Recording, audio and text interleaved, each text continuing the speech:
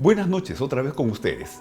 Ahora estamos con el doctor Moisés Ponce Malaver, él es psiquiatra forense, actual presidente de la Sociedad Peruana de Medicina Legal y lo recibimos acá. Moisés, muchas gracias por estar acá con nosotros. Gracias, David, buenas noches y buenas noches a todos los televidentes.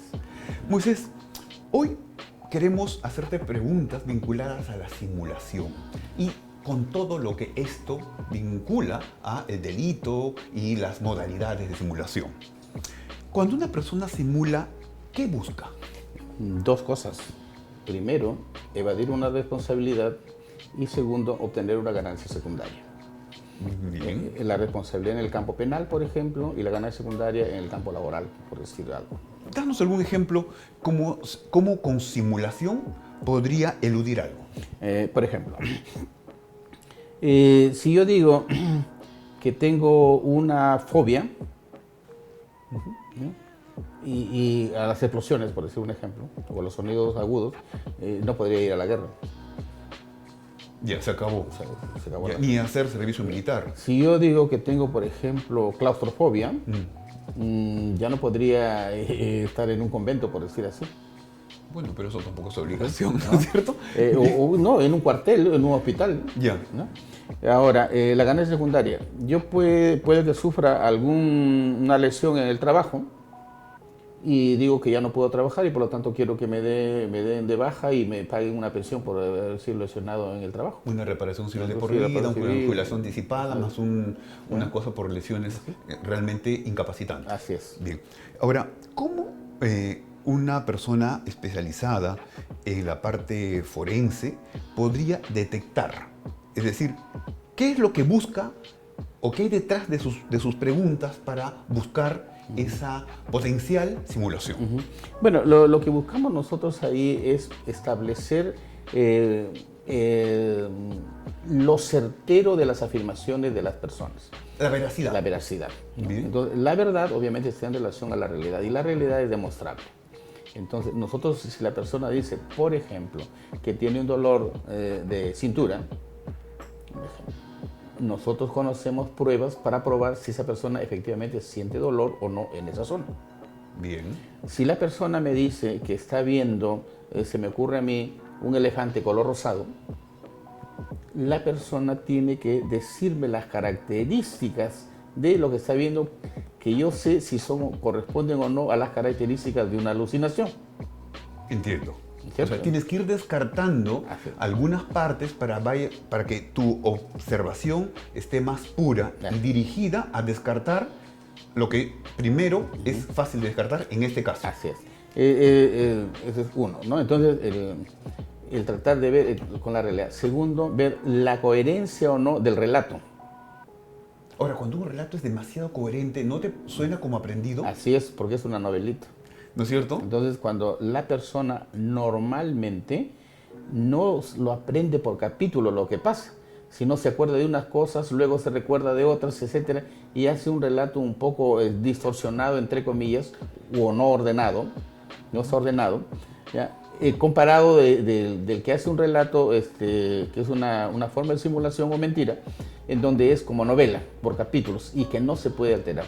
De tal manera que si uno le cambia el orden de las preguntas, esta persona no sabe contestar, porque se pierde. Claro, porque en otras palabras, su aprendizaje inicial es sobrepasado por el desorden de sus preguntas, porque él sabe una novela y tiene que contestarte más o menos como aprendió esa Así es. simulación. En cambio, aquel que ha vivido la situación o lo está viviendo, no importa el orden ¿Cómo de le la pregunta pregunte? anterior, Porque va a responder lo que está pasando, ¿no es cierto?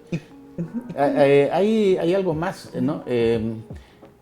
Generalmente las personas que están diciendo la verdad, ellas mismas se autocorrigen. Ya. Por ejemplo, yo le digo, esto pasó el día miércoles. No, en realidad fue el martes. Pero una persona que está simulando o que está mintiendo, jamás va a aceptar que se equivocó. Porque ya todo está bien aprendido, bien ordenadito. Claro, Entonces, hay porque características para sí, sí, que son muchísimas, ¿no es ¿ya? cierto? Entonces, eso vemos, luego aplicamos pruebas psicométricas y también otro tipo de pruebas, puede ser doctrinas, por ejemplo. Claro, claro. Ahora, ¿y cómo evalúas o qué indicios tienes para ver si es una voluntad consciente de simular? Cuando se observa que haya una ganancia secundaria en el amplio sentido de la palabra. Por Ya. ejemplo, evadir una responsabilidad, tener una ganancia económica, neurosis de renta se llama en los casos de la seguridad social, una ganancia afectiva, por ejemplo, ser el centro de la atención u obtener qué sé yo, el amor de alguien que está buscando, etcétera, ¿no? Sí, siempre le encontramos una ganancia secundaria, ¿no? Moisés, yo me acuerdo el año 2003, por ahí, cuando evaluaba a un procesado Montesino en Perú, él se caía en la sala de juzgamiento en la base naval del Callao. Y todos pensaban que está simulando, pues, ¿no? Se caía. Cuando me acerqué a evaluarlo, encontré que su glucosa estaba por debajo de 70. Y sí se caía por una hipoglicemia. Y no había desayunado. Y no había desayunado porque estaba con una crisis hipertensiva antes de su juzgamiento. Y puerilmente algún colega le había indicado furosemida endovenosa. Entonces le habían bajado la presión a niveles, entre comillas, normales, que para un hipertenso es una hipotensión severa. Y encima no había desayunado. Entonces, al estar en el juicio parado durante 2-3 horas, comenzaba a bajarle y obviamente se caía. Yo concluí que era una sobresimulación. Explícanos sobre las modalidades de simulación. En resumen, mire, la simulación es aparentar algo que no se es. Es lo más común.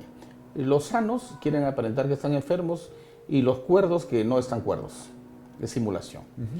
Lo contrario se llama disimulación. Personas enfermas que quieren aparentar que están sanos. Disimulan. Pues disimulan.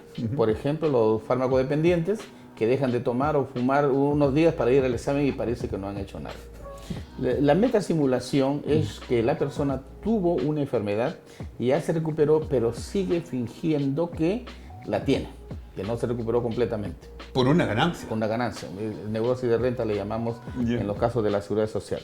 La parasimulación es que tiene una enfermedad, pero si es estigmatizante o no le conviene, la cambia y dice que tiene otra. Por ejemplo, si hay una persona que está enferma de tuberculosis y dice, ¿qué está mal del pulmón? No, estoy mal de la garganta. Y a la inversa, si está mal de la garganta, ya dice que tiene una bronquitis y por eso no quiere ir a trabajar. Entonces, dice la enfermedad que es menos estigmatizante, le conviene. La hipersimulación es exagerar los síntomas cuando está siendo vigilado. Es propio de los estudiantes. ¿Cómo así? Los estudiantes están que hacen un alboroto en el salón.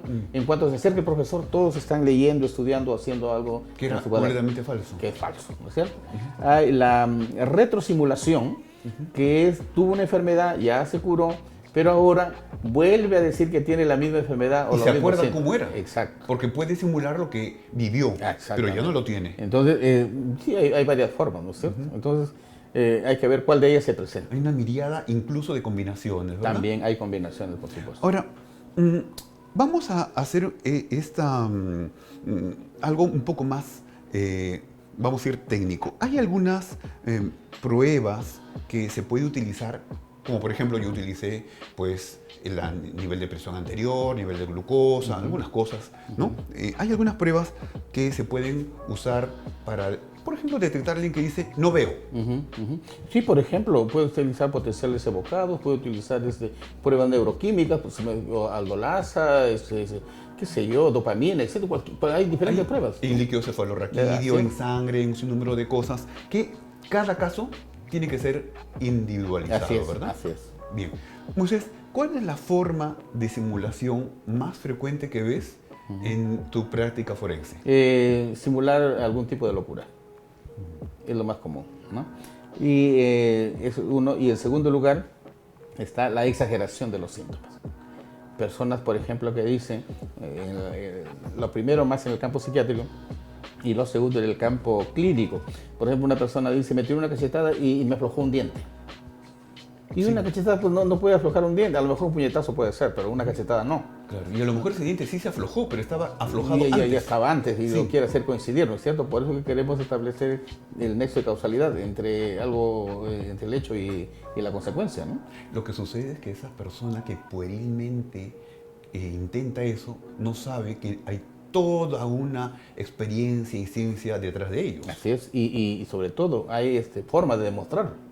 Claro, claro, ¿no es cierto? Incluso se puede ver hasta con enzimas cuándo fue esa lesión, ¿no es cierto? Exactamente. Dentro de la muela incluso, ¿no es cierto? Moisés, muchísimas gracias por compartir este tema con nosotros. Gracias, David, y buenas noches a todos los televidentes. Nosotros continuamos con el programa.